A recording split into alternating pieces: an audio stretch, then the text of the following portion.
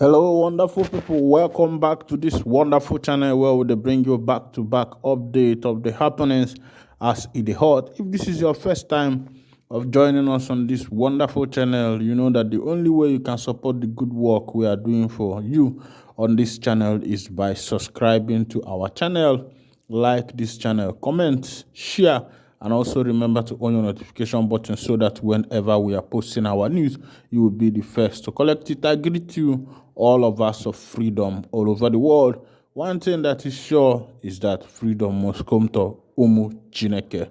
All right, let's go down to the news as the hot. The Emir of Kano has sent a strong message to Tinubu on the happenings that are happening recently in Nigeria. Well, Tinubu has not yet assumed office, and since ever he was declared the president-elect, many things has been happening in Nigeria. Even the rate of dollar is actually going very high against the naira. Recently, the dollar is about 750, and that is very bad for the Nigerian currency. Let's go back. Let's go down to the news as to the hot to make you see what thing they happen for the Obodo. The Emir of Kano, Aminu Ado Bayero, has called on the president-elect Asiwaju Bola Ahmed Tinubu to address the issues of religious intolerance in the country. Besides, the monarch called on the incoming government to create a Ministry of Religious Affairs to provide solutions or address the issue. The emir, represented by Sakin Dawaki Baba and the district head of Nasarawa, Aminu Baba Dan Agundi, made the call during the launching of the Interfaith Dialogue Facilitator Guide organized by Action Aid Nigeria to prevent violent extremism.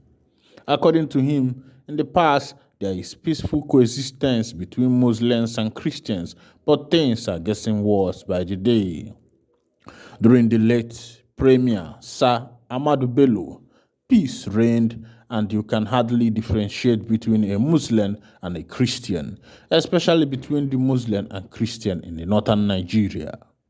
In the past, there was a time when we had a Muslim ticket of MNK Abiola and Babangida Kingibe, but didn't meet any form of criticism that the Muslim ticket face now. It generates a lot of talks for and against Muslims and Christians. Whether the leader is a Muslim or Christian, this shouldn't matter. What matters is the good governance. We call on the president-elect to emulate what Kano State Governor Abdullahi Umar Ganduje to create a Ministry of Religious Affairs to address the issue of religious intolerance. In the last 8 years in Kano, we experienced a peaceful atmosphere in the state. We commend the organizers for this giant stride to bring about peaceful coexistence between the residents. The Emir Babayaro stated. The presidential candidate of the Labour Party, Peter Obi, has cleared the air of telling the Presidential Election Petition Tribunal to allow him produce 50 witnesses in 7 weeks.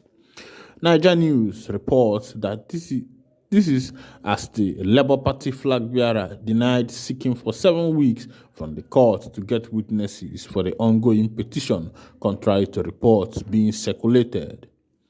According to a statement by Obidati media head Dairan Onifade on Sunday, the reports that Obi had asked the tribunal to give him 7 weeks to produce his witnesses at the tribunal were misleading and a misrepresentation of what Obi's counsel presented before the tribunal. He said Peter Obi did not ask the court to give him 7 weeks to bring his witnesses. He only implied he would be through with all 50 of them in 7 weeks. In proposing his challenge of witnesses, Eme Awakalo San, leading the team, had told the court that Peter Obi and the Labour Party would be presenting 50 witnesses and that these 50 witnesses will require 7 weeks to present their evidence before the tribunal. At no time did the council say that he requires 7 weeks to produce witnesses as misreported by the Punch. The correct interpretation of what our lawyer told the court unambiguously is that the presentation of our witnesses from start to finish will take 7 weeks. On another news headline, 1,000 houses and churches have been burnt in Plateau by bandits. Church leaders in Plateau State said about 1,000 houses and 22 churches have been burned by bandits in recent attacks in Mangu, Boko, and Rimo local government area. The leaders from different denominations said they were saddened by the resurgence of mindless killings of innocent residents by bandits, where several lives and properties have been lost and many persons still missing in the three councils affected by the latest event. The church leaders said over 1,000 houses and about 22 churches were burned. They view this round of sending people to judgment and destruction as devilish, barbaric, and an act of ethnic cleansing against innocent and harmless villagers.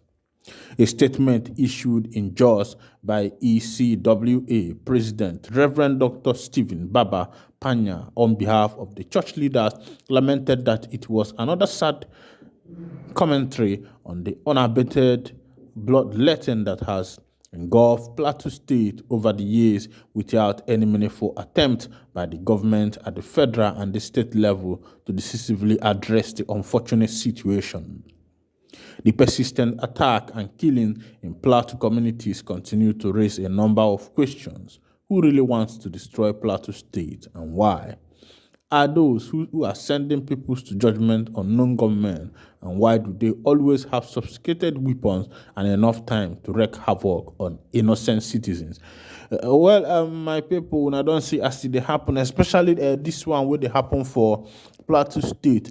Good question on that. The question that this reverend asks, who are the people that are actually sending people to judgment in Plateau State? Of course, when I say judgment, you already know what I mean. I'm trying to boycott, not to get against the rule of the community through which we are letting our news to reach to you. Meanwhile, the question is actually like, how does these people get this sophisticated weapon, and how come they have several hours to operate? Meanwhile, on this time of operation, the police, the army, don't come around. They only come around only after these operations has been carried out. Recently, I could have posted the video on the YouTube, but because it is against the guideline of this community, I won't be sharing that video with you. But a lot of people were sent to judgment. Many people, if you count them, there are more than 100 that were recently sent to judgment in Plateau State. Recently, this one is a recent happening. Then the question, I will also go by the question of this reverend. Who is against Plateau State? Who is doing this thing in Plateau State? Why is this that when these marauders, these people that are barbaric in nature, when they come into Plateau State to carry out their evil action, why is it that there has never been any interference of police or army? The police people only come when the acts are finished. Meanwhile, these people sometimes spend more than 2 hours, 3 hours to carry out their operation. And you will be looking for the Nigerian police force, the Nigerian force. Where are they? Who is behind what is actually happening in Plateau State, like the Reverend asks? Because these are the questions that need to be put in place in order to be able to solve the issue in Plateau State. Now look at what the Emir is saying. People are now afraid of the Muslim ticket because Tinubu is a Muslim, Shetima is a Muslim, then the Senate president is also a Muslim. So it's looking as if Nigeria has now become a Muslim country. And people are afraid because they don't know what is going to be outcome. Now that Buhari is a Muslim and the vice is a Christian, many things are happening. So the Emir is calling for let there be an introduction of a kind of coexistence between the Muslims and the Christians so that people can live in peace. Because as it stands now, many things are happening in Nigeria, especially in the northern part of the country. And if these things continues, this thing will drive away investors from Nigeria. Then at the end of everything, Nigeria will become a poor and deserted country. Every day, the citizens of Nigerians are running away to other countries. Look at some in South Sudan. There has been chaos in South Sudan and they are coming back. What would somebody be doing in South Sudan? What would somebody be doing in Libya? If not that the government of Nigeria, the politicians have decided to be very selfish and just to think about themselves.